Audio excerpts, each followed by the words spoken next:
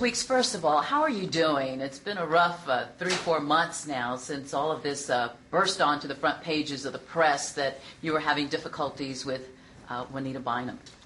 I'm doing very well. My spirit is very encouraged about what the Lord is sharing with our church. We're preparing for a great, awesome 2008, and I'm excited about what next year is going to bring to our church family worldwide. In terms of tomorrow, I understand you're having a news conference. Yes. What is that about? Well, there's been a lot of speculation about what has happened in the last 3 months, especially with the new article that just came out, 5 pages of conjectures, dramatizations, and a lot of mistruths, misstatements that have been put. I'm sensitive to the fact that for about 90 days I've been quiet. I've been quiet to basically hold back a lot of stuff that I could say about what has happened and share from my heart a silence, and just silence, not open up and share things about my wife that would probably put her in a different light. But because of what has been said, my heart is going out for our sons and daughters primarily. Our church has been put in a turmoil because of my silence. 4 churches that I've pastored have now been either shifted to other pastors that I've released them to, and I'm pastoring 1 church ministry, and I see them hurt every week in my silence. So are you breaking your silence now? I am breaking my silence What now. is it that you want to tell people? I want to share some important things that they've never heard before that would bring a lot of clarity to what they have been waiting to hear. I've been running into people around Atlanta every day that have been praying for me, saying, Bishop, I understand there's more to the story. We've only heard one side, and I've been silent simply because I've been waiting for clarity from my wife to really get the wisdom of the matter, and it hasn't happened. And the church at large, the body of Christ, has been put in a rift between trying to figure out what's going on. And tomorrow is really setting the record straight and clear. What is the truth from your side? Because we've heard her say that that night in the hotel parking lot, you grabbed her, you choked her, you knocked her down, and she says that again in this article that's coming out in the December issue of Essence, that you did indeed strike her. Well, let me put it like this. I have never hit my wife in 5 years. I will clarify a lot more of that on tomorrow. I will share a lot of the principles what happened. If people only knew a snippet of the truth of what happened on August 21st. For instance, in that article, they said I came to talk about tithing and giving. That was not the case. I was trying to support her in her ministry.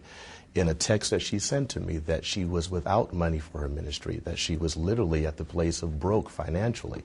And all of this has not been shared.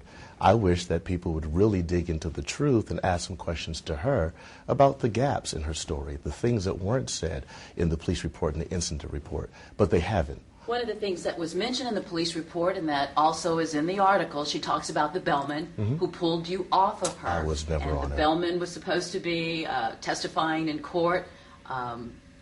I can't wait until we go to court because I can't wait to respond to all the allegations. First of all, the bellman didn't pull me off of her because I wasn't on her.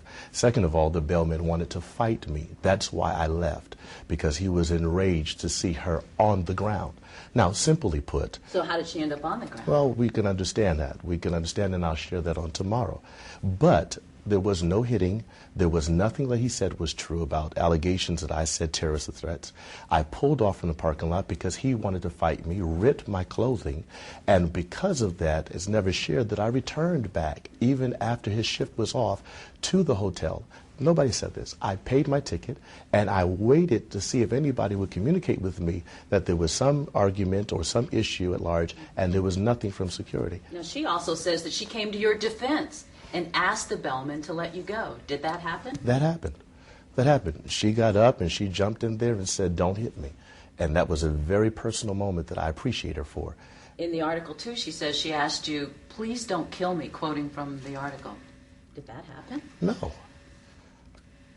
And if we go a little bit further, let's dig it up a little bit more. If she goes to the hospital, and she did. We had pictures of the bruises, all right, the alleged wounds, injuries. All of that right there. Let's talk about that for a moment. We'll talk more about it tomorrow, but let me give you a little snippet. If those marks were truly true, then why couldn't the police actually take pictures of them?